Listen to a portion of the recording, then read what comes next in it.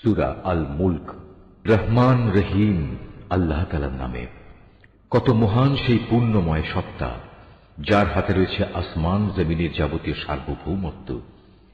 এই সৃষ্টি জগতে সব কিছুর উপর তিনি একক ক্ষমতাবান, যিনি জন্ম ও মৃত্যু বানিয়েছেন যাতে করে এর দ্বারা তিনি তোমাদের যাচাই করে নিতে পারেন কর্মক্ষেত্রে কে এখানে তোমাদের মধ্যে বেশি ভালো। তিনি সর্বশক্তিমান, তিনি অসীম ক্ষমাশীল। তিনি 7 মজবুত আসমান বানিয়েছেন, পর্যায়ক্রমে একটার উপর আরেকটা তিনি স্থাপন করেছেন। অসীম দয়ালু আল্লাহ তাআলার এই নিপুণ সৃষ্টির কোথাও কোনো খুঁত তুমি দেখতে পাবে না। আবার তাকিয়ে দেখো তো, কোথাও কি তুমি কোন রকম অসঙ্গতি কিংবা ফাটল দেখতে পাও? অতঃপর তোমার দৃষ্টি ফেরাও নভমণ্ডলের প্রতি। দেখো, আর একবারও তোমার দৃষ্টি ফেরাও, দেখবে তোমার দৃষ্টি ব্যর্থ ও ক্লান্ত হয়ে তোমার দিকেই ফিরে আসবে। নিকটবর্তী আকাশটিকে তুমি দেখো, তাকে কিভাবে প্রদীপ মালা দিয়ে আমি সাজিয়ে রেখেছি। ঊর্ধ্বলোকের দিকে গমনকারী শয়তানদের তাড়িয়ে বেড়ানোর জন্য এই প্রদীপগুলোকে আমি ক্ষেপণাস্ত্র হিসেবে সংস্থাপন করে রেখেছি। চূড়ান্ত বিচারের দিন এদের জন্য জ্বলন্ত অগ্নিকুণ্ডের ভয়াবহ শাস্তির ব্যবস্থাও আমি যথাযথভাবে প্রস্তুত করে রেখেছি। এত সব নিদর্শন সত্ত্বেও যারা তাদের স্রষ্টাকে অস্বীকার করেছে, তাদের জন্য রয়েছে জাহান্নামের কঠোরতম শাস্তি। জাহান্নাম কতই না নিকৃষ্টতম স্থান।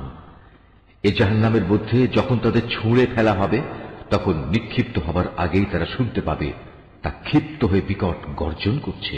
মনে হবে তা যেন প্রচন্ড ক্রোধের কারণে ফেটে দীর্ণ বিদীর্ণ হয়ে যাচ্ছে। যখনই একদল নতুন পাপীকে সেখানে নিক্ষেপ করা হবে, তখনই তার প্রহরীরা তাদের জিজ্ঞেস করবে, এই জায়গার কথা বলার জন্য তোমাদের কাছে কোনো সাবধানকারী কি আসেনি? তারা বলবে, হ্যাঁ, আমাদের কাছে আল্লাহর সাবধানকারী নবী রাসূল এসেছিল, কিন্তু আমরা তাদের অস্বীকারই করেছি। আমরা তাদের বলেছি এ দিন সংক্রান্ত কোনো কিছুই আল্লাহ তাআলা নাজিল করেননি, বরং তোমরা নিজেরাই চরম বিভ্রান্তিতে ডুবে আছো। তারা বলবে, কত ভালো হতো যদি সেদিন আমরা নবী রাসূলদের কথা শুনতাম এবং তা অনুধাবন করতাম, তাহলে আজ আমরা জ্বলন্ত আগুনের বাসিন্দাদের মধ্যে গণ্য হতাম না। অতঃপর তারা নিজেরাই নিজেদের যাবতীয় অপরাধ স্বীকার করে নেবে। ধিক্কার জাহান্নামের অধিবাসীদের উপর। অপরদিকে সেসব সৌভাগ্যবান মানুষ যারা নিজেরা চোখে না দেখেও তাদের সৃষ্টিকর্তাকে ভয় করেছে, নিঃসন্দেহে তাদের জন্য রয়েছে আল্লাহ তাআলার পক্ষ থেকে ক্ষমা ও মহাপুরস্কার। তোমরা তোমাদের কথাবার্তাগুলো লুকিয়ে রাখো কিংবা তা প্রকাশ করো, আল্লাহর কাছে এর উভয়টাই সমান, কারণ তিনি মনের ভেতর লুকিয়ে রাখার বিষয় সম্পর্কেও সম্মুখ ওয়াকিবহাল। তিনি কি সৃষ্টি সম্পর্কিত যাবতীয় বিষয় জানবেন না, যিনি এর সবকিছু বানিয়েছেন?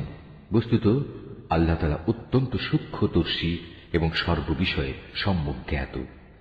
তিনি সেই মহান সত্তা যিনি ভূমিকে তোমাদের অধীন করে দিয়েছেন। তোমরা যখন যেভাবে চাও এর অলিগলির মধ্যে দিয়ে চলাচল করো এবং এর থেকে উদ্গত রিজিক তোমরা উপভোগ করো। মনে রেখো, একদিন তোমাদের সবাইকে তাঁর কাছেই ফিরে যেতে হবে। তোমরা কি নিজেদের নিরাপদ ভাবছো মহাশক্তিধর আকাশের মালিক আল্লাহ তাআলার কাছ থেকে? তিনি কি তোমাদের সহ ভূমণ্ডলকে গেড়ে দেবেন না? এমনি অবস্থা যখন দেখা দেবে, তখন তা ভীষণভাবে কম্পমান হবে। অথবা তোমরা কি নিশ্চিত আকাশের অধিপতি আল্লাহ তাআলা তোমাদের উপর প্রস্তর নিক্ষেপকারী এক প্রচন্ড বায়ু প্রবাহিত করবেন না? এমন দিন আসবে এবং তোমরা সেদিন অবশ্যই জানতে পারবে কেমন ভয়াবহ হতে পারে আমার সাবধান বাণী উপেক্ষা করা। তাদের আগেও যারা আমার সাবধান বাণী মিথ্যা প্রতিপন্ন করেছে, দেখো কেমন ছিল তাদের প্রতি আমার আচরণ। এসব লোকেরা কি তাদের মাথার উপর দিয়ে উড়ে যাওয়া পাখিগুলো কি দেখে না, কিভাবে এরা নিজেদের পাখা মেলে রাখে, আবার এক সময় তা গুটিয়েও নেয়? তখন পরম দয়ালু আল্লাহ তাআলাই এদের মহাশূন্যে স্থির করে রাখেন। হ্যাঁ, একমাত্র আল্লাহ তাআলাই, তিনি তার সৃষ্টির ছোট বড় সব কিছুই দেখেন। বলতো, তোমাদের মধ্যে এমন কে আছে যার কাছে এমন একটি বিশাল সৈন্যবাহিনী আছে যা দিয়ে তারা অসীম দয়ালু আল্লাহর বিরুদ্ধে তোমাদের সাহায্য করবে? আসলে এই অস্বীকারী ব্যক্তিরা হামেশাই বিভ্রান্তিতে নিমজ্জিত থাকে। যদি তিনি তোমাদের জীবিকার উপকরণ সরবরাহ বন্ধ করে দেন, তাহলে এখানে এমন দ্বিতীয় আর কে আছে যে তোমাদের পুনরায় রিজিক সরবরাহ করতে পারবে? এ সত্ত্বেও এরা আল্লাহ তাআলার বিদ্রোহ এবং গোঁড়ামিতে অবিচল হয়ে রয়েছে। যে ব্যক্তি জমিনের উপর দিয়ে উপর হয়ে মুখে ভর দিয়ে চলে সে ব্যক্তি অধিক পরিমাণে হেদায়েত প্রাপ্ত, না যে ব্যক্তি জমিনে স্বাভাবিকভাবে সঠিক পথ ধরে চলে সে বেশি হেদায়েত প্রাপ্ত? হে নবী, তুমি এদের বলে দাও, হ্যাঁ, তিনিই তোমাদের পয়দা করেছেন, তিনি তোমাদের শোনার ও দেখার জন্য কান এবং চোখ দিয়েছেন, আরো দিয়েছেন চিন্তা করার মতো একটি অন্তর। কিন্তু তোমরা খুব কমই এসব দানের কৃতজ্ঞতা আদায় করো। এদের আরো বলো, তিনি এ ভূখণ্ডে তোমাদের সর্বত্র ছড়িয়ে রেখেছেন। আবার একদিন চারদিক থেকে তাঁরই সম্মুখে তোমাদের সবাইকে জড়ো করা হবে। তারা বলে, তোমরা যদি সত্যবাদী হয়ে থাকো তাহলে বলো, কবে তা সংঘটিত হবে? তুমি এদের বলো, এ তথ্য তো একমাত্র আল্লাহ তাআলার কাছেই রয়েছে। আমি তো একজন সুস্পষ্ট সাবধানকারী মাত্র। যখন সত্যি সত্যি এ প্রতিশ্রুতিটি তারা সংঘটিত হতে দেখবে যারা দুনিয়ার জীবনে অস্বীকার করেছিল, তখন তাদের সবার মুখমণ্ডল বিকৃত হয়ে যাবে। তাদের তখন বলা হবে, এ হচ্ছে সেই মহাধ্বংস যাকে তোমরা চ্যালেঞ্জ করতে। তুমি বলো, তোমরা কি একথা ভেবে দেখেছ, আল্লাহ তাআলা যদি আমাকে এবং আমার সঙ্গী সাথীদের ধ্বংস করে দেন কিংবা ধ্বংস না করে তিনি যদি আমাদের উপর দয়া প্রদর্শন করেন, সবই হবে তাঁর ইচ্ছাধীন। কিন্তু আল্লাহ তাআলাকে যারা অস্বীকার করেছে তাদের প্রতিশ্রুত কিয়ামতের দিন এ ভয়াবহ আযাব থেকে কে বাঁচাবে? তুমি এদের বলো, হ্যাঁ, সেদিন বাঁচাতে পারেন একমাত্র দয়াময় আল্লাহ তাআলাই। তার উপর আমরা ঈমান এনেছি এবং আমরা তাঁর উপরই নির্ভর করেছি। হ্যাঁ, অচিরেই তোমরা জানতে পারবে আমাদের মধ্যে কে সুস্পষ্ট গুমরাহির মাঝে নিমজ্জিত ছিল। হে নবী, তুমি এদের জিজ্ঞেস করো, তোমরা কি ভেবে দেখেছ তোমাদের জমিনের বুকে অবস্থিত পানি যদি কখনো উধাও হয়ে যায়, তাহলে কে তোমাদের জন্য এ পানির প্রবাহ ধারা পুনরায় বের করে আনবে? সূরা আল কলম। রহমান রহিম আল্লাহ তাআলা। নুন, শপথ, লেখার মাধ্যম কলমের। আরো শপথ, এ কলম দিয়ে তারা যা লিখে রাখছে তার। তোমার মালিকের অসীম দয়ায় তুমি পাগল নও। তোমার জন্য অবশ্যই এমন এক পুরস্কার রয়েছে যা কোনোদিনই নিঃশেষ হবে না। নিঃসন্দেহে তুমি মহান চরিত্রের উপর প্রতিষ্ঠিত রয়েছ। সেদিন খুব দূরে নয় যখন তুমি ও তোমাকে যারা পাগল বলে তারা সবাই দেখতে পাবে তোমাদের মধ্যে আসলে কে বিকারগ্রস্ত পাগল ছিল। তোমার মালিক ভালো করে জানেন তোমাদের মধ্যে কোন ব্যক্তি পথভ্রষ্ট হয়ে গেছে। আবার যারা সঠিক পথের উপর রয়েছে আল্লাহ তাআলা তাদের সম্পর্কেও সম্যক ওয়াকিবহাল রয়েছেন। অতএব তুমি এ মিথ্যাবাদীদের অনুসরণ করো না। তারা তো তোমার এ নমনীয়তাটুকুই চায় যে তুমি তাদের কিছু গ্রহণ করো, অতঃপর তারা তোমার কিছু গ্রহণ করবে। যারা বেশি বেশি কসম করে পদে পদে লাঞ্ছিত হয়, এমন লোকদের কথা তুমি কখনো শোনো না, যে বেহুদা গালমন্দ করে, খামাখা মানুষদের অভিশাপ দেয় এবং চগলখড়ি করে বেড়ায়, যে ভালো কাজে বাধা সৃষ্টি করে, অন্যায়ভাবে সীমা লঙ্ঘন করে, সর্বোপরি যে পাপিষ্ঠ, যে কঠোর স্বভাবের অধিকারী, অতঃপর যে জন্ম পরিচয়ের দিক থেকেও জারজ, যদিও তার বিপুল ধনরাশি ও অনেকগুলো সন্তান সন্ততি রয়েছে। এ লোককে যখন আমার আয়াত পড়ে শোনানো হয় তখন সে বলে, এগুলো তো হচ্ছে আগের দিনের গল্প কাহিনী মাত্র। এই অহংকারী ব্যক্তিটিকে তুমি জানিয়ে রাখো, অচিরেই আমি তার সুরে দাগ দিয়ে তাকে চিহ্নিত করে দেব। অবশ্যই আমি এই জনপদের মানুষদের পরীক্ষা করেছি, যেমনি অতীতে আমি একটি ফলের বাগানের কতিপয় মালিককে পরীক্ষা করেছিলাম।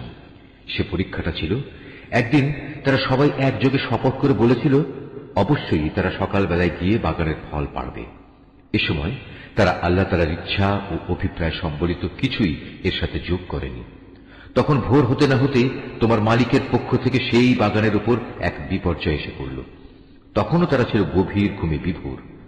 অতঃপর সকালবেলায় তা মধ্যরাতের কৃষ্ণ বর্ণের মতো কালো হয়ে গেল। এদিকে সকাল হতেই তারা এই বলে একে অপরকে ডাকাডাকি করতে লাগলো, তোমরা যদি সত্যি ফল আহরণ করতে চাও তাহলে সকাল সকাল নিজেদের বাগানের দিকে চলো। অতঃপর তারা সেদিকে রওনা দিল। পথের মধ্যে ফিস ফিস করে নিজেদের মধ্যে বলাবলি করতে লাগলো, কোনো অবস্থায় যেন আজ কোনো দুস্থ ও মিসকিন ব্যক্তি তোমাদের উপর টেক্কা দিয়ে বাগানে এসে প্রবেশ করতে না পারে। তারা সকালবেলায় সংকল্পবদ্ধ হয়ে এসে হাজির হল, যেন তারা নিজেরাই আজ সব ফসল তুলতে সক্ষম হবে।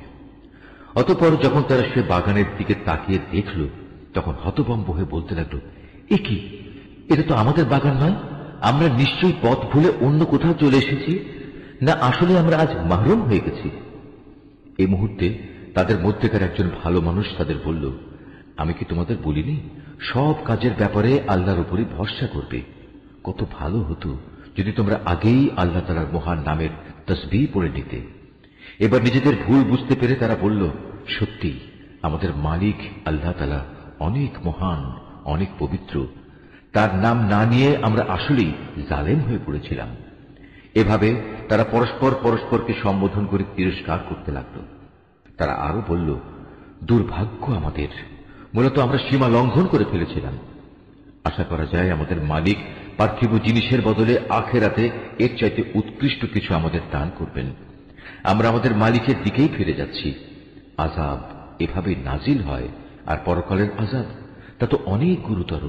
কত ভালো হতো তারা যদি তা জানতে পেত। অপরদিকে যারা আল্লাহ তাআলাকে ভয় করে চলে তাদের জন্য অবশ্যই তাদের মালিকের কাছে অফুরন্ত নিয়ামতে ভরপুর জান্নাত রয়েছে। যারা আমার আনুগত্য করে তাদের সাথে আমি কি অপরাধীদের মতো একই ধরনের আচরণ করব? এ কি হলো তোমাদের? আমার ইনসাফ সম্পর্কে একই সিদ্ধান্ত তোমরা করেছ। তোমাদের কাছে কি এমন কোন আসমানি কিতাব আছে যাতে তোমরা এই কথাটা পড়েছ যে সেখানে তোমাদের জন্য সে ধরনের সব কিছুই সরবরাহ করা হবে যা তোমরা তোমাদের জন্য পছন্দ করবে?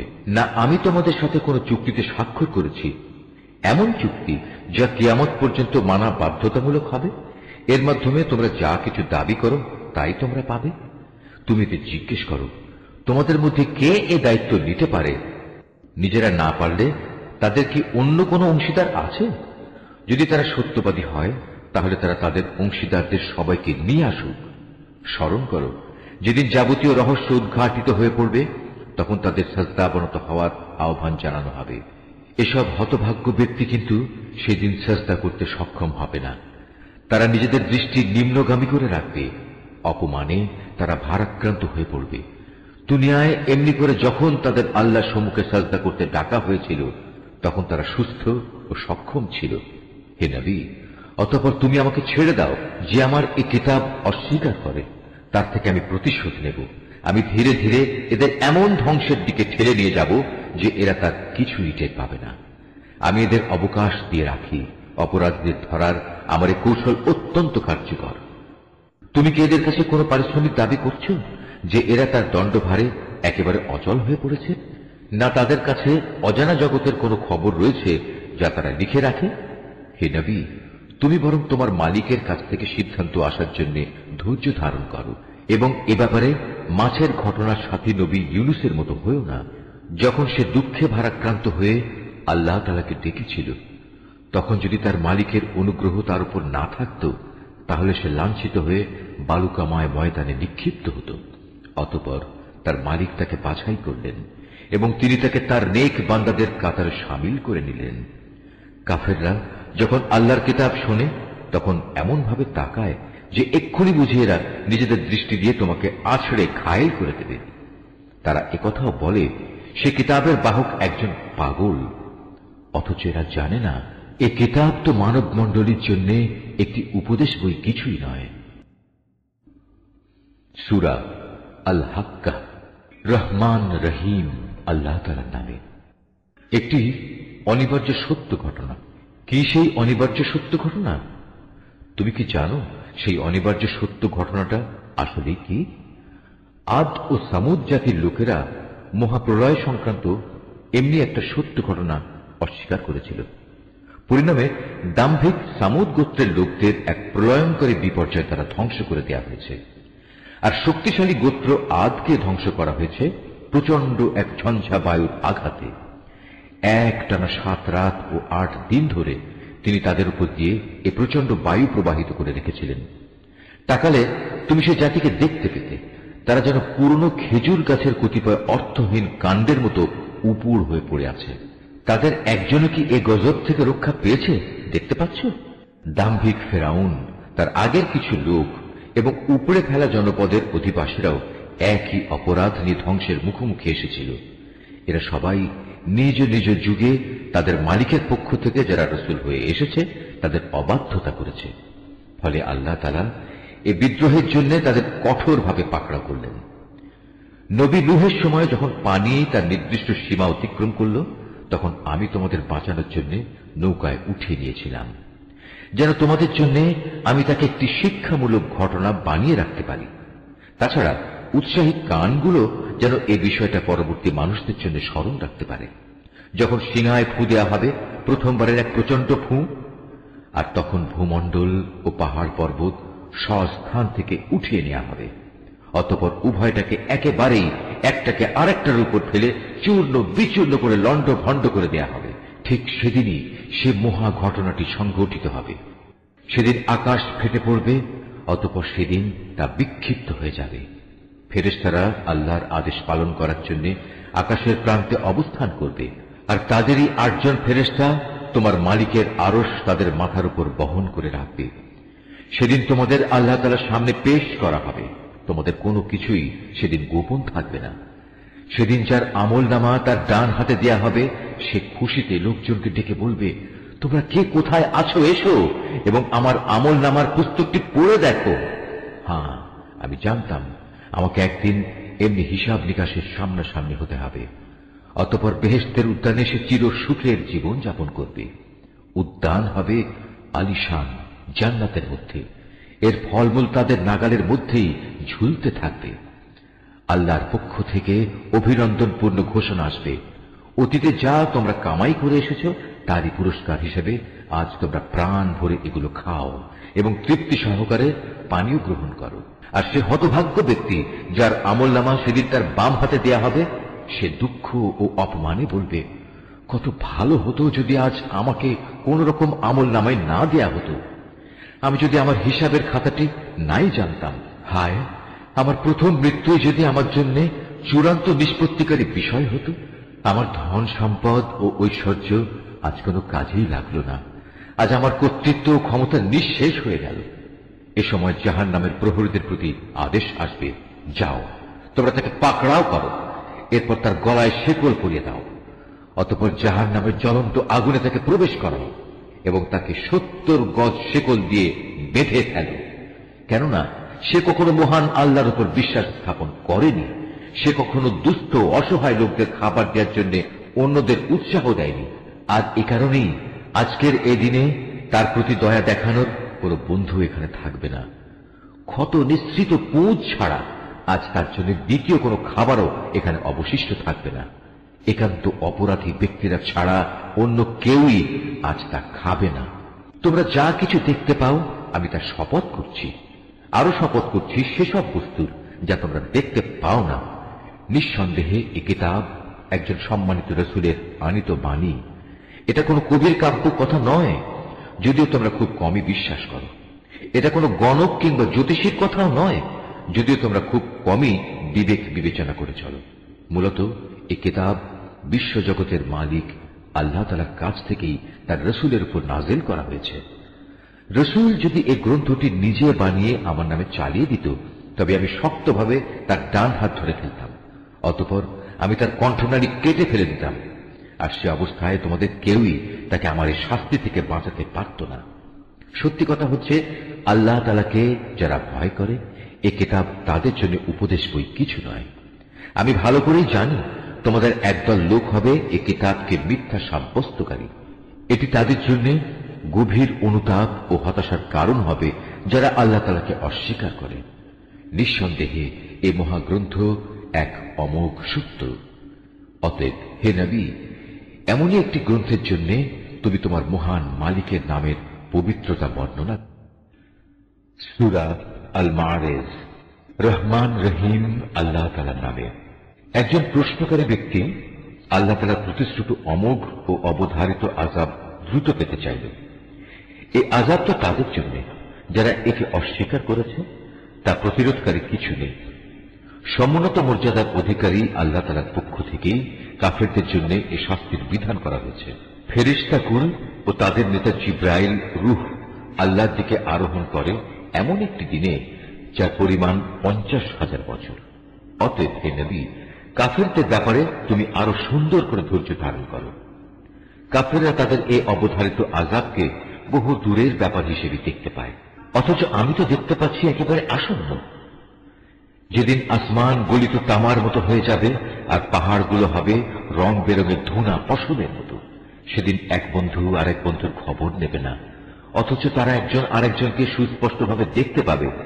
সেদিন অপরাধী ব্যক্তি আযাব থেকে নিজেকে বাঁচাতে মুক্তিপণ হিসেবে তার পুত্র সন্তানদের দিতে পারলেও তা দিতে চাইবে নিজের স্ত্রী এবং নিজের ভাইকেও, এবং নিজের পরিবারভুক্ত এমন আপনজনদেরও যারা তাকে জীবনভর আশ্রয় দিয়েছিল।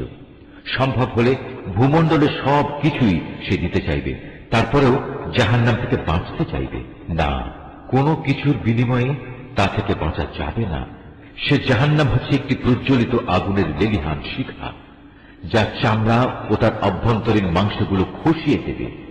সেদিন সে আগুন এমন সব লোকদের নিজের দিকে ডাকবে যারা দুনিয়ার জীবনে অনীহা দেখিয়ে তা থেকে ফিরে গিয়েছিল এবং পৃষ্ঠ প্রদর্শন করেছিল, যারা দুনিয়ার জীবনে বিপুল ধনরাশি জমা করে তা একান্তভাবে আগলে রেখেছিল।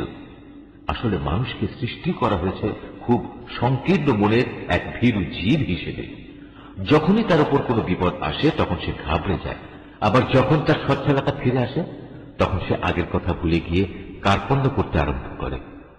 কিন্তু সেসব লোকদের কথা আলাদা যারা নামাজ প্রতিষ্ঠা করে, যারা নিজেদের নামাজে সার্বক্ষণিকভাবে কায়েম থাকে, যারা বিশ্বাস করে তাদের সম্পদে সুনির্দিষ্ট অধিকার আছে, এমন সব লোকদের যারা অভাবের তাড়নায় কিছু পেতে চায় এবং যারা যাবতীয় সুযোগ সুবিধা থেকে বঞ্চিত।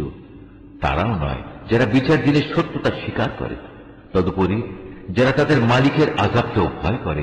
নিশ্চয়ই তোমাদের প্রতিপালকের আযাবের বিষয়টি এমন যে এ থেকে মোটেই নিশ্চিন্ত হয়ে বসে থাকা যায় না।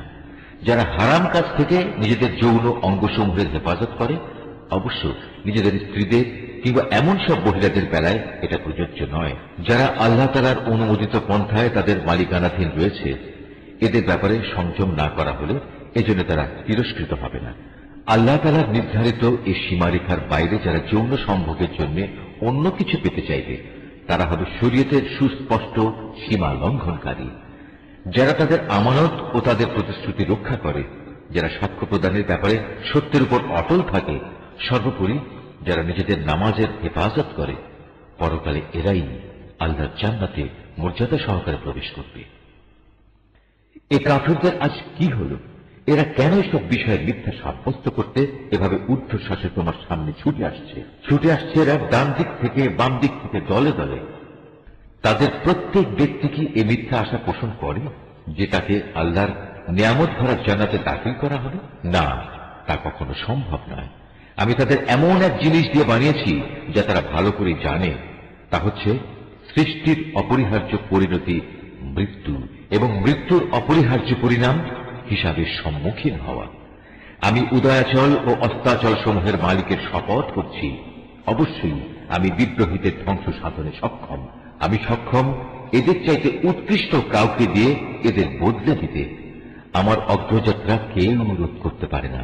হে নবী, তুমি বরং এদের ছেড়ে দাও, এরা কিছুদিন খেলতামাশায় নিমগ্ন থাক, ঠিক সেদিনটির সম্মুখীন হওয়া পর্যন্ত যেদিনের ব্যাপারে বারবার তাদের ওয়াদা দেওয়া হচ্ছে। সেদিন যখন এরা নিজ নিজ কবর থেকে বের হয়ে আসবে তখন এমন দ্রুত গতিতে এরা দৌড়াতে থাকবে, দেখে মনে হবে তারা সবাই বুঝি কোন শিকারের লক্ষ্য বস্তুর দিকে ছুটে চলেছে। তাদের দৃষ্টি থাকবে অবনমিত, অপমান ও লাঞ্ছনায় তাদের সব কিছু থাকবে আচ্ছন্ন। তখন তাদের বলা হবে, এ হচ্ছে সেই মহা দিবস তোমাদের কাছে যেদিনের ওয়াদা করা হয়েছিল। সূরা নূহ। রহমান রহিম আল্লাহ তাআলার নামে। আমি নূহকে তার জাতির কাছে পাঠিয়েছিলাম। তাকে আমি বলেছিলাম, হে নূহ, তোমার জাতির উপর এক ভয়াবহ আযাব আসার আগেই তুমি তাদের সে সম্পর্কে সাবধান করে দাও। আমার আদেশ পেয়ে সে তার জাতিকে বলল, হে আমার সম্প্রদায়ের লোকেরা, আমি তোমাদের জন্য একজন সুস্পষ্ট সতর্ককারী ব্যক্তি মাত্র। আমি তোমাদের বলছি, তোমরা সবাই আল্লাহর আনুগত্য করো, সর্বাবস্থা তাকেই ভয় করো, তোমরা আমার কথা মেনে চলো। এতে করে আল্লাহ তাআলা তোমাদের আগের গুনাহ খাতা মাফ করে দেবেন এবং এ দুনিয়ায় তিনি তোমাদের এক সুনির্দিষ্ট সময় পর্যন্ত সুযোগ দিবেন। হ্যাঁ, আল্লাহ সেই নির্দিষ্ট সময় যখন এসে যাবে তখন তা কেউই পিছিয়ে দিতে পারবে না। কত ভালো হতো যদি তোমরা বুঝতে পারতে। নিরাশ হয়ে আল্লাহকে সে বলল, হে আমার মালিক, আমি আমার জাতির মানুষগুলোকে দিনে রাতে সব সময় ঈমানের দাওয়াত দিয়েছি, কিন্তু আমার এই দিবানিশি দাওয়াতের ফলে সত্য থেকে পালিয়ে বেড়ানো ছাড়া তাদের আর কিছুই বৃদ্ধি হয়নি। যতবার আমি তাদের তোমার পথে দেখেছি যেন তুমি তাদের অতীত কৃতকর্ম ক্ষমা করে দাও, তারা ততবারই কানে আঙুল ঢুকিয়ে দিয়েছে এবং নিজেদের অজ্ঞতার আবরণ দিয়ে নিজেদের মুখমণ্ডল ঢেকে দিয়েছে। শুধু তাই নয়, তারা ক্ষমাহীন জেদ ও অহমিকা প্রদর্শন করেছে, হেদায়েতকে অবজ্ঞা করার উদ্ধত্ত প্রদর্শন করেছে। তারপরেও আমি তাদের কাছে প্রকাশ্যভাবে দ্বীনের দাওয়াত পেশ করেছি, তাদের জন্য আমি দ্বীনের প্রকাশ্য ঘোষণা দিয়েছি। আমি চুপে চুপেও তাদের কাছে দ্বীনের কথা পেশ করেছি। বারবার আমি তাদের বলেছি, অহমিকা বাদ দিয়ে তোমরা তোমাদের মালিকের দুয়ারে নিজেদের অপরাধের জন্য ক্ষমা প্রার্থনা করো। নিঃসন্দেহে তিনি আল্লাহ তাআলা অত্যন্ত ক্ষমাশীল। তদুপরি আল্লাহ তাআলা তোমাদের উপর আকাশ থেকে অঝোর বৃষ্টিধারা বর্ষণ করবেন এবং পর্যাপ্ত পরিমাণ ধন সম্পদ ও সন্তান সন্ততি দিয়ে তিনি তোমাদের সাহায্য করবেন। তোমাদের জন্য বাগ বাগিচা ও উদ্যান স্থাপন করবেন। বিরান ভূমি আবাদ করার জন্য তিনি এখানে নদী নালা প্রবাহিত করবেন। এ কি হলো তোমাদের? তোমরা কি আল্লাহ তাআলার মান মর্যাদা ও শ্রেষ্ঠত্ব সম্পর্কিত কিছুই পাওয়ার আশা পোষণ করো না? অথচ তিনি ক্ষুদ্র একটি শুক্র কীট থেকে বিভিন্ন পর্যায়ে তোমাদের মানুষ হিসেবে সৃষ্টি করেছেন। তোমরা কি দেখতে পাও না কিভাবে আল্লাহ তাআলা 7 আসমান বানিয়ে স্তরে স্তরে সাজিয়ে রেখেছেন? কিভাবে এর মাঝে তিনি চাঁদকে আলো গ্রহণকারী ও সূর্যকে আলো দানকারী প্রদীপ বানিয়েছেন?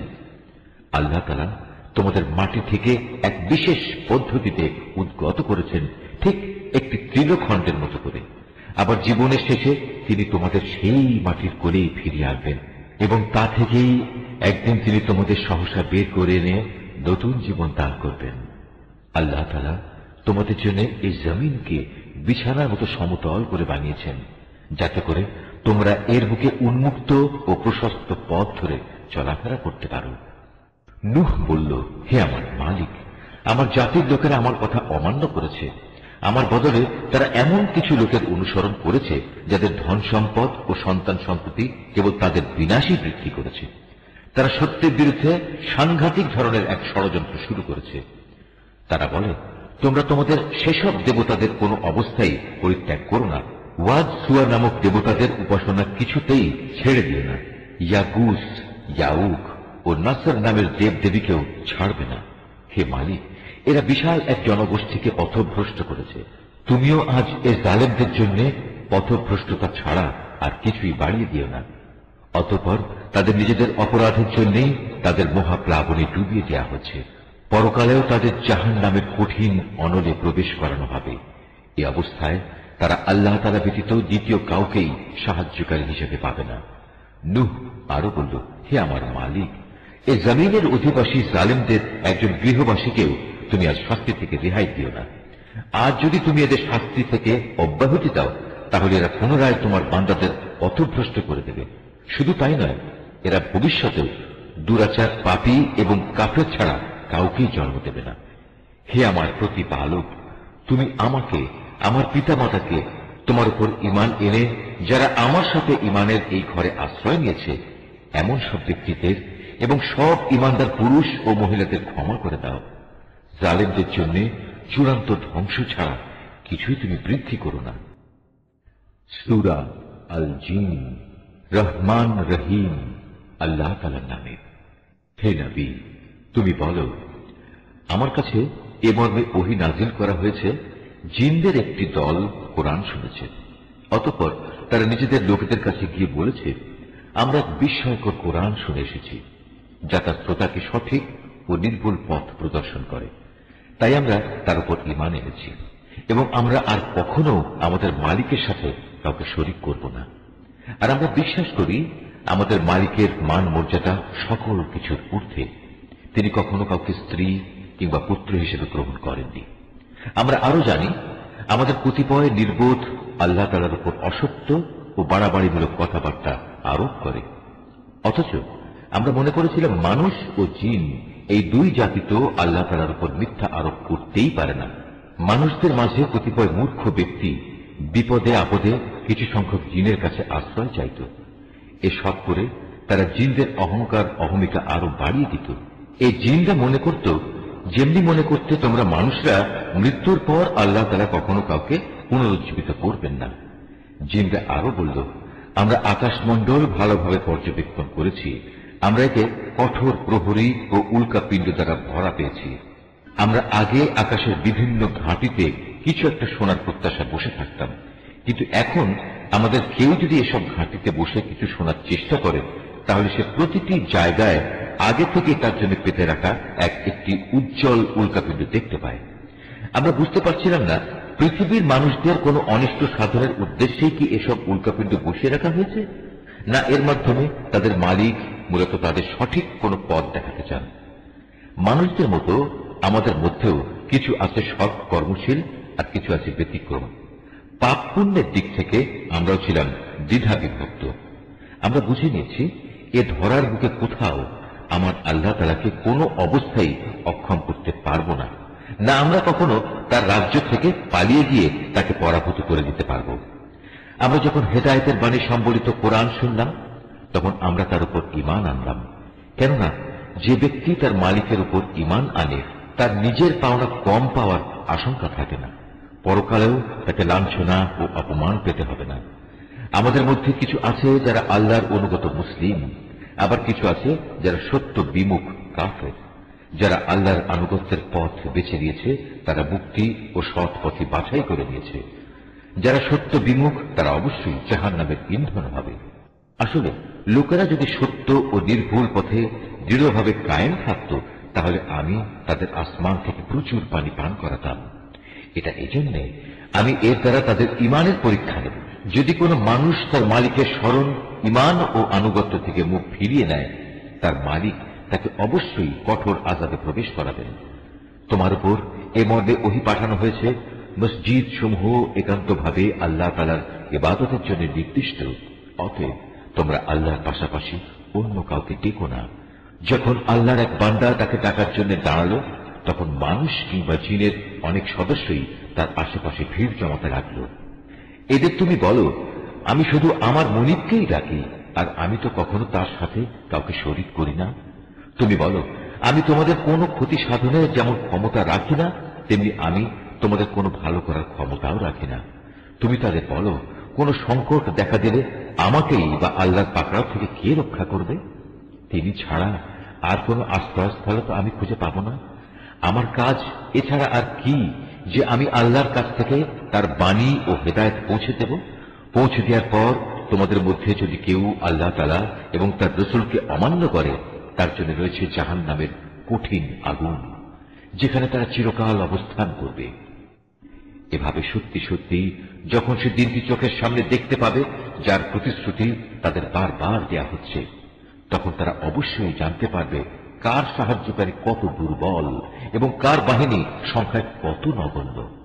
তুমি এদের বলো, আমি নিজেই জানি না তোমাদের কিয়ামত দিবসের যে প্রতিশ্রুতি দেয়া হচ্ছে তা কি আসলে সন্নিকটে, না আমার প্রতিপালক তার আগমনের জন্য কোন দীর্ঘ মেয়াদ ঠিক করে রেখেছেন। তিনি সমগ্র অদৃশ্য জগতের জ্ঞানের একক জ্ঞানী। তার সে অদৃশ্য জগতের কোনো কিছুই তিনি কারো কাছে প্রকাশ করেন না, অবশ্য তার রাসূল ছাড়া, যাকে তিনি এই কাজের জন্য বাছাই করে নিয়েছেন। কিন্তু তার আগে পিছেও তিনি অতন্ত্র প্রহরী নিযুক্ত করে রেখেছেন। এই প্রহরা দিয়ে আল্লাহ তাআলা এই কথাটা জেনে নিতে চান তার নবী রাসূলরা মানুষের কাছে তাদের মালিকের পক্ষ থেকে হেদায়েতের বাণী ঠিক ঠিক পৌঁছে দিয়েছে কিনা। অথচ আল্লাহ তাআলা এমনি তাদের সবকিছু পরিবেষ্টন করে রয়েছেন এবং এই সৃষ্টি জগতের সবকিছুর গুণটি তিনি অবগত রয়েছেন। সূরা আল মুজাম্মিল। রহমান রহিম আল্লাহ তাআলার নামে। হে বস্ত্র আচ্ছাদনকারী মুহাম্মদ, রাতে নামাজের জন্য উঠে দাঁড়াও কিছু অংশ বাদ দিয়ে, তার অর্ধেক পরিমাণ অংশ নামাজের জন্য দাঁড়াও, অথবা এই পরিমাণের চাইতে আরো কিছু কম। আবার চাইলে এ পরিমাণ তুমি বাড়িয়েও দিতে পারো। আর তুমি কোরআন তেলাওয়াত করো থেমে থেমে। মনে রেখো, অচিরেই আমি তোমার উপর একটি ভারী গুরুত্বপূর্ণ বাণী সদৃশ্য কিছু রাখতে যাচ্ছি। বস্তুত রাতে বিছানা ত্যাগ আত্মসংযমের জন্য বেশি কার্যকর পন্থা। তাছাড়া এ সময়ে কোরআন পাঠেরও যথার্থ সুবিধা থাকে বেশি, কেননা দিনের বেলায় তোমার থাকে প্রচুর কর্মব্যস্ততা। তুমি তোমার মালিকের নাম স্মরণ করো এবং একনিষ্ঠভাবে তাঁর দিকে মনোনিবেশ করো। আল্লাহ তাআলা পূর্ব পশ্চিমের একক মালিক, তিনি ছাড়া আর কোনো মাবুদ নেই। অতএব তাঁকেই তুমি অভিভাবক হিসেবে গ্রহণ করো। এর নির্বোধ লোকেরা তোমার সম্পর্কে যেসব কথাবার্তা বলে তাতে কান না দিয়ে বরং তুমি ধৈর্য ধারণ করো এবং সুন্দরভাবে তাদের কাছ থেকে দূরে সরে এসো। আর সহায় সম্পদের অধিকারী এই মিথ্যাবাদীদের সাথে ফয়সালার ব্যাপারটা তুমি আমাকে ছেড়ে দাও এবং কিছুদিনের জন্য তুমি তাদের অবকাশ দিয়ে রাখো। নিশ্চয়ই আমার কাছে এ পাপীদের পাকড়াও করার জন্য শেকল আছে, আছে আযাব দেওয়ার জন্য জাহান্নাম। তাদের জন্য আরো রয়েছে গলায় আটকে যাবে এমন ধরনের খাবার ও যন্ত্রণা দেবে এমন ধরনের আযাব। এই ঘটনা সেদিন ঘটবে যেদিন পৃথিবী ও তার উপর অবস্থিত পাহাড়সমূহ সব প্রকম্পিত হতে থাকবে এবং পাহাড়সমূহের অবস্থা হবে বিক্ষিপ্তভাবে ছড়িয়ে থাকা কতিপয় বালুকার স্তূপের ন্যায়। আমি তোমাদের কাছে তোমাদের কাজকর্মের সাক্ষ্যদাতা হিসেবে একজন রসূল পাঠিয়েছি। ঠিক এমনই একজন রসূল আমি ফেরাউনের কাছেও পাঠিয়েছিলাম। অতঃপর ফেরাউন আমার পাঠানো রসূলকে অমান্য করল। এই অমান্য করার শাস্তি হিসাবে আমি তাকে কঠোরভাবে পাকড়াও করলাম। আজ যদি তোমরাও সেদিনকে অস্বীকার করো তাহলে আল্লাহর আযাব থেকে বলো কিভাবে তোমরা বাঁচতে পারবে, যেদিন অবস্থার ভয়াবহতা অল্প বয়স্ক কিশোর বালকদেরও বৃদ্ধ বানিয়ে দেবে। সেদিন আসমান ফেটে ফেটে পড়বে। এ হচ্ছে আল্লাহর প্রতিশ্রুতি, আর তা সংঘটিত হবেই। এ বাণী হচ্ছে একটি উপদেশ মাত্র। কোন ব্যক্তি চাইলে এর মাধ্যমে সহজেই নিজের মালিকের দিকে যাওয়ার একটা রাস্তা গ্রহণ করে নিতে পারে।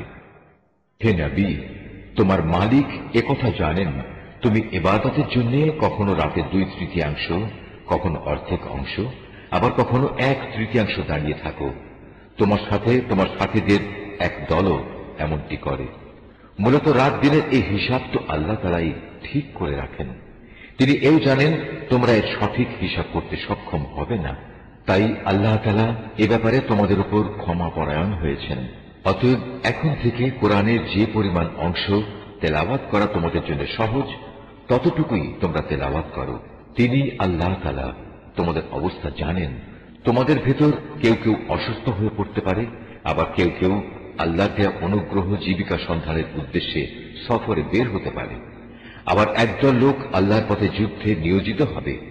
তাই এ পরিপ্রেক্ষিতে তার যেটুকু অংশ পড়া তোমাদের জন্য সহজ ততটুকুই তোমরা পড়ো। তোমরা নামাজ প্রতিষ্ঠা করো, মাল সম্পদের যাকাত আদায় করো এবং দান করার মাধ্যমে আল্লাহকে উত্তম ঋণ দিতে থাকো। মনে রাখবে, যা কিছু ভালো ও উত্তম কাজ তোমরা আগে ভাগেই নিজেদের জন্য আল্লাহর কাছে পাঠিয়ে রাখবে, তাই তোমরা আল্লাহর কাছে সংরক্ষিত দেখতে পাবে। পুরস্কার ও এর বর্ধিত পরিমাণ হিসেবে তা হবে অতি উত্তম। তারপর নিজেদের গুনাহ খাতার জন্য আল্লাহর কাছে ক্ষমা প্রার্থনা করো। নিঃসন্দেহে আল্লাহ তাআলা অতীব দয়ালু ও অধিক ক্ষমাশীল। সূরা আল মুদ্দাসসির। রহমান রহিম আল্লাহ তাআলার নামে। হে কম্বল আবৃত মুহাম্মদ, কম্বল ছেড়ে ওঠো এবং মানুষদের পরকালের আযাব সম্পর্কে সাবধান করো। তোমার মালিকের শ্রেষ্ঠত্ব ঘোষণা করো। তোমার পোশাক আশাক পবিত্র রাখো। যাবতীয় মলিনতা ও অপবিত্রতা থেকে দূরে থাকো। কখনো বেশি পাওয়ার লোভে কাউকে কিছু দান করো না, বরং তোমার মালিকের খুশির উদ্দেশ্যেই ধৈর্য ধারণ করো। যেদিন সবকিছু ধ্বংস করে দেওয়ার জন্য সিঙায় ফু দেওয়া হবে, সেদিনটি হবে সত্যিই বড় সাংঘাতিক। বিশেষ করে এ দিনকে যারা অস্বীকার করেছে তাদের জন্য এই দিনটি মোটেই সহজ বিষয় হবে না। তার সাথে বোঝাপড়া করার জন্য তুমি আমাকেই ছেড়ে দাও, যাকে আমি অনন্য ধরনের করে পয়দা করেছি। তাকে আমি বিপুল পরিমাণ ধন সম্পদ দান করেছি। তাকে দান করেছি সদা সঙ্গী একদল পুত্র সন্তান। আমি তার জন্য যাবতীয় সচ্ছলতার উপকরণ সুগম করে দিয়েছি।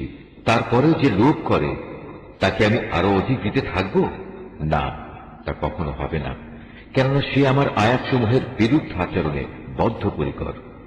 অচিরেই আমি তাকে শাস্তির শীর্ষ দেশে আরোহণ করাবো। সে তো সত্য গ্রহণের ব্যাপারে কিছুটা চিন্তা ভাবনাও করেছিল, তারপর আবার নিজের গোড়ামিতে নিমজ্জিত থাকার একটা সিদ্ধান্ত করল।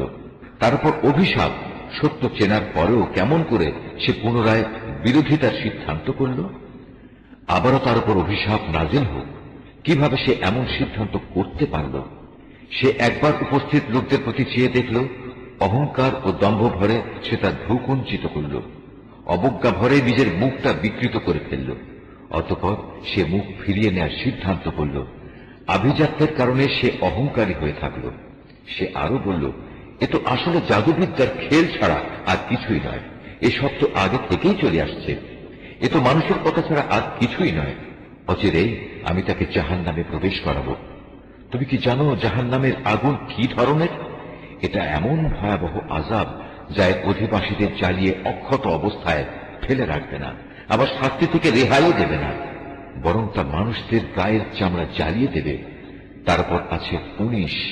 আমি ফেরেশতাদের ছাড়া দোজখের প্রহরী হিসেবে অন্য কাউকেই নিযুক্ত করিনি, এবং তাদের সংখ্যাকে আমি অবিশ্বাসীদের জন্য একটি পরীক্ষার মাধ্যম বানিয়ে দিয়েছি, যেন এর মাধ্যমে যাদের উপর আমার কিতাব নাজিল হয়েছে তারা আমার কথার উপর দৃঢ়ভাবে বিশ্বাস স্থাপন করতে পারে, এবং যারা আগে থেকেই আমার উপর ঈমান এনেছে তাদের ঈমানও এতে করে বৃদ্ধি পেতে পারে। সর্বোপরি এর ফলে আহলে কিতাব এবং মুমিনরাও যেন কোন রকম সন্দেহে নিমজ্জিত না হতে পারে। অবশ্য যাদের মনে সন্দেহের ব্যাধি রয়েছে, এর ফলে তারা এবং সত্য প্রত্যাখ্যানকারী ব্যক্তিরা বলবে, এ অভিনব উক্তি দ্বারা আল্লাহ তাআলা কি বোঝাতে চান?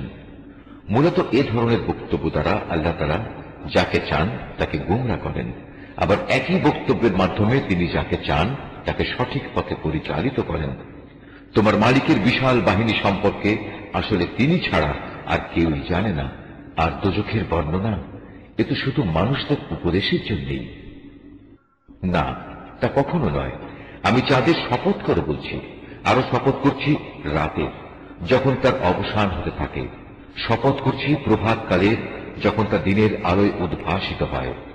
নিঃসন্দেহে জাহান্নাম হবে মানুষের জন্য কঠিনতম বিপদসমূহের মধ্যে একটি বড় বিপদ। মানুষের জন্য তা হবে ভয় প্রদানকারী।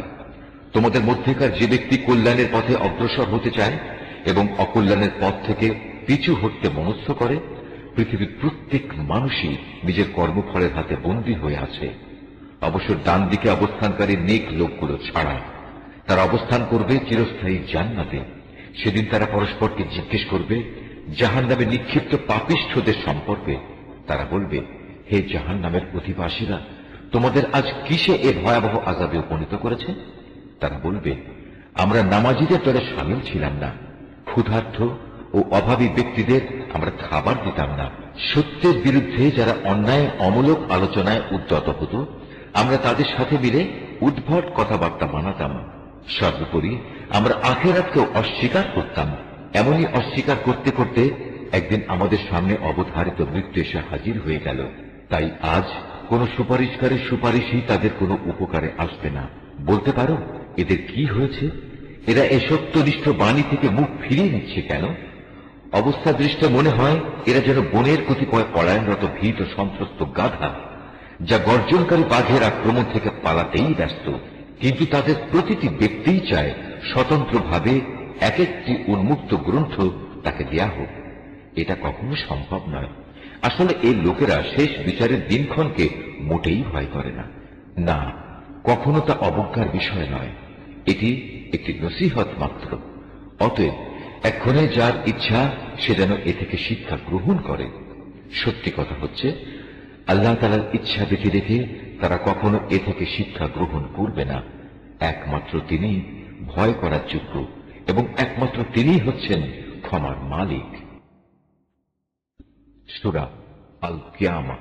রহমান রহিম আল্লাহ তাআলার নামে। আমি শপথ করছি রোজ কিয়ামতের। আমি শপথ করছি সে নফসের যে ত্রুটি বিচ্যুতির জন্য নিজেকে ধিক্কার দেয়। মানুষকে ধরে নিয়েছে, সে মরে গেলে আমি তার অস্থি মজ্জাগুলো আর কখনো একত্রিত করতে পারবো না। অবশ্যই আমি তা পারবো। আমি তো বরং তার আঙুলের গিরাগুলো পুনর্বিন্যস্ত করে দিতে পারবো। এ সত্ত্বেও মানুষ তার সম্মুখের দিনগুলোতে পাপাচারে লিপ্ত হতে চায়। সে জিজ্ঞেস করে, তোমার প্রতিশ্রুত কিয়ামত কবে আসবে? তুমি বলো, যেদিন সবার দৃষ্টি ধাঁধাযুক্ত হয়ে যাবে, যেদিন চাঁদ নিষ্প্রভ হয়ে যাবে, চাঁদ ও সূরজ একাকার হয়ে যাবে। সেদিন মানুষগুলো সব বলে উঠবে, সত্যিই তো কিয়ামত এসে গেল। কোথায় আজ পালানোর জায়গা আমাদের? ঘোষণা আসবে, না, আজ পালাবার জায়গা নেই, নেই কোন আশ্রয়স্থল। আজ আশ্রয়স্থল ও ঠাঁই আছে একটাই, এবং তা শুধু তোমার মালিকের কাছে। সেদিন প্রতিটি মানুষকে খুলে খুলে জানিয়ে দেওয়া হবে কি কাজ নিয়ে সে আজ হাজির হয়েছে আর কি কাজ সে পেছনে রেখে এসেছে। সেদিন মানুষ নিজেরা নিজেদের কাজকর্মের ব্যাপারে সম্যক অবগত থাকবে, যদিও সে নিজের সপক্ষে বিভিন্ন অজুহাত পেশ করতে চাইবে। হে নবী, তুমি দ্রুত ওহী মুখস্থ করার চেষ্টা করে তোমার জিহ্বা নাড়িও না। এর একত্র করা ও ঠিকমতো তোমাকে পড়িয়ে দেওয়ার দায়িত্ব আমার উপর। অতএব আমি জিব্রাইলের মাধ্যমে তোমার কাছে যখন কোরআন পড়তে থাকি, তখন তুমি সে পড়ার দিকে মনোযোগ দাও এবং এর অনুসরণ করার চেষ্টা করো। অতঃপর তোমাকে এর ব্যাখ্যা বলে দেওয়ার দায়িত্ব আমার উপর। না, তোমরা পার্থিব জগৎকে বেশি ভালোবাসো এবং পরকালীন জীবনকে তোমরা উপেক্ষা করো। সেদিন কিছু সংখ্যক মানুষের চেহারা উজ্জ্বল আলোয় ভরে উঠবে। এ ভাগ্যবান ব্যক্তিরা তাদের মালিকের দিকে তাকিয়ে থাকবে। আবার এদিন কিছু মুখের চেহারা হয়ে যাবে উদাস ও বিবর্ণ। তারা ভাবতে থাকবে, এক্ষুনি বুঝি তাদের সাথে কোমর বিচূর্ণকারী আযাবের আচরণ শুরু করা হবে। কখনো নয়। মানুষের প্রাণ যখন তার কণ্ঠনালী পর্যন্ত এসে যাবে, তাকে বলা হবে, এই বিপদের সময় জাদুটোনা ও ঝাড়ফুঁক দেওয়ার মতো কেউ কি আছে? সে তখন ঠিক মতোই বুঝে নেবে পৃথিবী থেকে এখন তার বিদায় নেবার পালা। আর এভাবেই তার এ জীবনের শেষ পা পরের জীবনের প্রথম পার সাথে জড়িয়ে যাবে। আর সেই দিনটি হবে তোমার মালিকের দিকে তার অনন্ত যাত্রার প্রথম সময়ে। আসলে এই জাহান্নামী ব্যক্তিটি সত্য স্বীকার করেনি এবং সত্যের দাবি মোতাবেক সে নামাজ প্রতিষ্ঠা করেনি, বরং তার বদলে সে সত্যকে মিথ্যা প্রতিপন্ন করেছে এবং সত্য থেকে সে মুখ ফিরিয়ে নিয়েছে। সে অত্যন্ত দম্ভ ও অহমিকা ভরে নিজের পরিবার পরিজনের কাছে চলে যেত। আল্লাহ তাআলা বলবেন, হ্যাঁ, এ পরিণাম ঠিক তোমাকেই মানায় এবং এটা তোমারই প্রাপ্য। হ্যাঁ, এ আচরণ তোমারই সাজে, এটা তোমার জন্যই মানায়। মানুষকে ধরে নিয়েছে যে তাকে এমনি লাগামহীন অবস্থায় ছেড়ে দিয়ে রাখা হবে।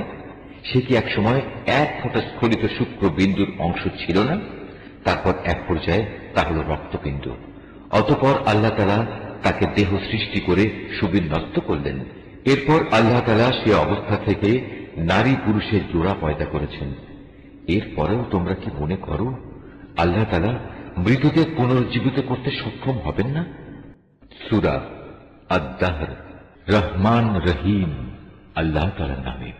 কালের পরিক্রমায় কোন একটি সময় মানুষের উপর দিয়ে এমন অতিবাহিত হয়েছে কি যখন সে এবং তার অস্তিত্ব উল্লেখ করার মতো কোনো বিষয় ছিল না?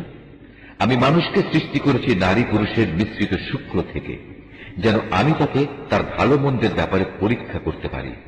অতঃপর এর উপযোগী করে তোলার জন্য তাকে আমি শ্রবণ ও দৃষ্টিশক্তি সম্পন্ন করে পয়দা করেছি। আমি তাকে চলার পথ দেখিয়ে দিয়েছি। সে চাইলে আল্লাহর কৃতজ্ঞ বান্দা হতে পারে, আবার চাইলে কাফেরও হয়ে যেতে পারে। যারা কুফরির পথ বেছে নেবে তাদের পাকড়াও করার জন্য আমি শেকল, বেড়ি ও শাস্তির জন্য আগুনের লেলিহান শিখার ব্যবস্থা করে রেখেছি। অপরদিকে যারা সৎ কর্মশীল হয়েছে তারা জান্নাতে এমন সুরা পান করবে যার সাথে সুগন্ধযুক্ত কর্পূর মেশানো থাকবে। এই কর্পূর মেশানো পানি হবে প্রবহমান এক ঝর্ণা, যার প্রবাহ থেকে আল্লাহর নেক বান্দারা সদা পানীয় গ্রহণ করবে। তারা যেদিকে যখন ইচ্ছা এই ঝর্ণা ধারাটা প্রবাহিত করে নেবে। এরা হচ্ছে সেসব লোক যারা মানত পূরণ করে এবং এমন এক দিনকে ভয় করে যেদিনে ধ্বংসলীলা হবে ব্যাপক ও সুদূর প্রসারী। এরা শুধু আল্লাহর ভালোবাসায় উদ্বুদ্ধ হয়েই ফকির, মিসকিন, এতিম ও কয়েদিদের খাবার দেয়। খাবার দেওয়ার সময় এরা বলে, আমরা শুধু আল্লাহ তাআলার সন্তুষ্টির জন্যই তোমাদের খাবার দিচ্ছি। বিনিময়ে আমরা তোমাদের কাছ থেকে কোন রকম প্রতিদান চাই না, না চাই কোন রকম কৃতজ্ঞতা জ্ঞাপন। আমরা তো সেই দিনটির ব্যাপারে আমাদের প্রতিপালককে ভয় করি, যে দিনটি হবে অতীব ভয়ঙ্কর। এরা যেহেতু এই দিনটিকে বিশ্বাস করেছে, তাই আল্লাহ তাআলা আজ তাদের সেদিনের যাবতীয় অনিষ্ট ও ক্ষতি থেকে রক্ষা করবেন। আজ তিনি তাদের সজীবতা ও আনন্দ দান করবেন। এরা যে কঠোর ধৈর্য ও সহিষ্ণুতা প্রদর্শন করেছে তার পুরস্কার হিসেবে আল্লাহ তাআলা তাদের জান্নাত ও রেশমি বস্ত্র দান করবেন। সেই মনোরম জান্নাতে তারা সুসজ্জিত আসনে হেলান দিয়ে বসবে।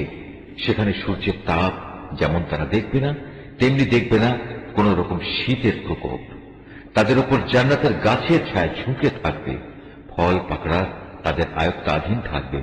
তাদের সামনে খাবার পরিবেশন করা হবে রৌপ্য নির্মিত পাত্রে আর কাঁচের পেয়ালায়, এবং তা হবে স্ফটিকের মতো স্বচ্ছ।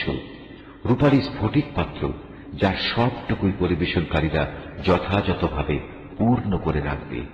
সেখানে তাদের এমন এক অপূর্ব সুরা পান করানো হবে, যার সাথে মেশানো হবে জানজাবিল নামের এক মূল্যবান সুগন্ধ। এ হচ্ছে জান্নাতের এক অমীয় ঝর্ণা, যার নাম সালসাবিল। তাদের চারিদিকে ঘোরাঘুরি করবে একদল কিশোর বালক, যারা বয়সের ভারে বৃদ্ধ হয়ে যাবে না, চিরকাল কিশোর থাকবে। যখনই তুমি তাদের দিকে তাকাবে মনে হবে এরা বুঝি কতিপয় ছড়ানো ছিটানো মুক্তা। সেখানে যখন যেদিকে তুমি তাকাবে দেখবে শুধু নিয়ামতেরই সমারোহ। আরো দেখবে নিয়ামতের উপচে পড়া এক বিশাল সাম্রাজ্য। বেহেশতবাসীদের পরনের কাপড় হবে অতি সূক্ষ্ম সবুজ রেশম ও মোটা মখমল। তাদের পরানো হবে রূপার কঙ্কন। তদুপরি তাদের মালিক সেদিন তাদের শরাবান তাহুরা, মহাপবিত্র উৎকৃষ্ট পানীয় পান করাবেন। তাদের মালিক বলবেন, হে আমার বান্দারা, এ হচ্ছে তোমাদের পুরস্কার এবং তোমাদের যাবতীয় চেষ্টা সাধনার স্বীকৃতি। হে নবী, আমি এ মহাগ্রন্থ কোরআন ধীরে ধীরে তোমার উপর নাজিল করেছি। সুতরাং এদের ব্যাপারেও ধীরে ধীরে তুমি ধৈর্যের সাথে তোমার মালিকের নির্দেশের অপেক্ষা করো। আর এদের মধ্যে যারা পাপী ও সত্যের পথ প্রত্যাখ্যানকারী, কখনো তাদের কথা শুনবে না। তুমি সকাল সন্ধ্যা শুধু তোমার মালিকের নাম স্মরণ করতে থাকো। রাতের একাংশ তার সামনে সাজদাবনত থাকো এবং রাতের দীর্ঘ সময় ধরে তার মহিমা ও পবিত্রতা ঘোষণা করতে থাকো। এরা বৈষয়িক স্বার্থের এ সহজলভ্য পার্থিব জগৎকেই বেশি ভালোবাসে এবং পরে যে তাদের উপর একটা কঠিন দিন আসছে তা এরা উপেক্ষা করে। অথচ আমি এদের সৃষ্টি করেছি এবং এদের জোড়াগুলো ও তার বাঁধন আমি মজবুত করেছি। আবার আমি যখন ইচ্ছা করব তখন এদের এ শক্ত বাঁধন শিথিল করে তাদের আকৃতি বদলে দেব। এটা আমার বাণী, তো একটি উপদেশ বিশেষ। অতএব যার ইচ্ছা সে একে আঁকড়ে ধরে নিজের মালিকের কাছে যাওয়ার একটা পথ করে নিতে পারে। আর আল্লাহ তারা যা চেয়েছেন সেটা ছাড়া তোমরা তো কিছুই চাইতে পারো না। অবশ্যই আল্লাহ তারা সব কিছু জানেন এবং তিনি প্রজ্ঞাময়। তিনি যাকে চান তাকেই তার অপরন্ত রহমতের মাঝে প্রবেশ করান। জালেমদের জন্য আল্লাহ তাআলা কঠিন শাস্তির ব্যবস্থা রেখেছেন। সূরা আল মুরসালাত। রহমান রহিম আল্লাহ তাআলার নামে। মৃদু মন্দ ও ক্রমাগতভাবে পাঠানো কল্যাণবাহী বাতাসের শপথ, প্রলয়ঙ্কারী ঝঞ্ঝা বাতাসের শপথ, মেঘমালা চারিদিকে বিস্তৃতকারী বাতাসের শপথ। আবার এ মেঘমালাকে যে বাতাস টুকরো টুকরো করে আলাদা করে দেয় তার শপথ। মানুষের অন্তরে ওহী নিয়ে আসে যে ফেরেশতা, তার শপথ। বিশ্বাসীরা এরপর যেন কোনো ওজর আপত্তি পেশ করতে না পারে, কিংবা অবিশ্বাসীরা যেন এতে সতর্ক হতে পারে। নিঃসন্দেহে তোমাদের পরকাল দিবসে যে প্রতিশ্রুতি দেয়া হয়েছে তা সংঘটিত হবেই।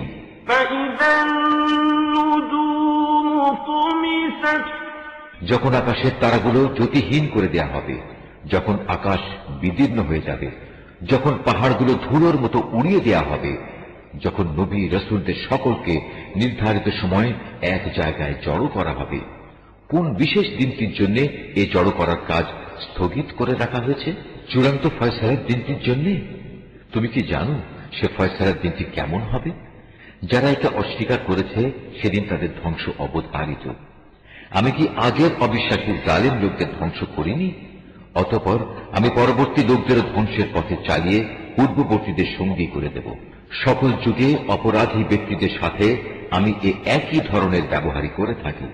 যাবতীয় দুর্ভোগ সেদিন তাদের জন্য যারা সত্যকে মিথ্যা প্রতিপন্ন করেছে। আমি কি তোমাদের এক ফোঁটা তুচ্ছ পানি থেকে সৃষ্টি করিনি? অতঃপর সেই তুচ্ছ পানির ফোঁটাকে একটি সংরক্ষিত স্থানে আমি কি সযত্নে রেখে দেইনি? রেখে দিয়েছি একটি সুনির্দিষ্ট মেয়াদ পর্যন্ত। তারপর তাকে পরিমাণ মতো সব কিছু দিয়ে আমি পূর্ণাঙ্গ একটি মানুষ তৈরি করতে সক্ষম হয়েছি। কত সক্ষম ও নিপুণ স্রষ্টা আমি!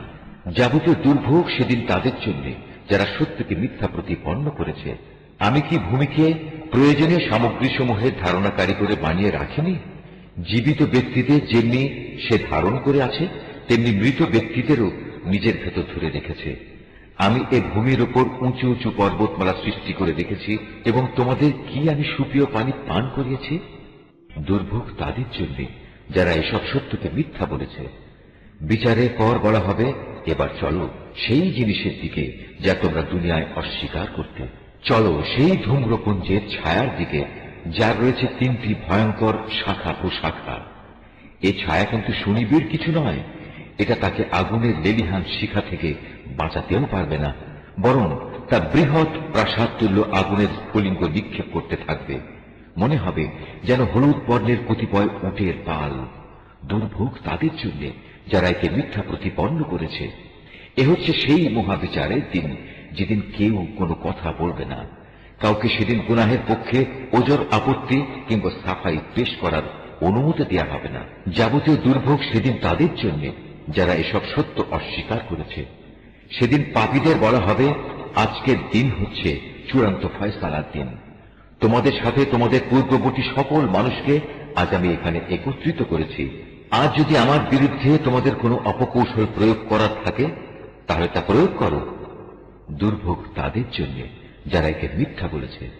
আল্লাহকে যারা ভয় করেছে, আজ তারা থাকবে সুনিবিড় ছায়াতলে এবং প্রবহমান ঝর্ণাধারার মাঝে। তাদের জন্য ফল ফলাদের ব্যবস্থা থাকবে, যা চাইবে তারা তাই পাবে। তাদের বলা হবে, দুনিয়ায় তোমরা যা করে এসেছ তার পুরস্কার হিসাবে আজ তোমরা তৃপ্তির সাথে আমার নিয়ামত খাও ও পান করো। আমি সৎকর্মশীল মানুষদের এমনি ভাবেই পুরস্কার দিয়ে থাকি। সেদিন যাবতীয় দুর্ভোগ তাদের জন্য যারা এসব সত্য অস্বীকার করেছে। হে অবিশ্বাসীরা, কিছু দিনের জন্য তোমরা এখানে খেয়ে নাও এবং কিছু ভোগ আস্বাদন করে নাও। আসলে তোমরাই হচ্ছ অপরাধী। যাবতীয় দুর্ভোগ সেদিন তাদের জন্য যারা এসব সত্যকে মিথ্যা বলেছে। এই জালেমদের অবস্থা হচ্ছে, এদের যখন বলা হয় তোমরা আল্লাহর দরবারে নত হও, তখন তারা নত হয় না। যাবতীয় দুর্ভোগ সেদিন তাদের জন্য যারা এসব সত্যকে মিথ্যা প্রতিপন্ন করেছে। তুমিই বলো, এরপর আর এমন কোন কথা আছে যার উপর এরা ঈমান আনবে? নিশ্চয়ই আল্লাহ যা বলেছেন সত্য বলেছেন।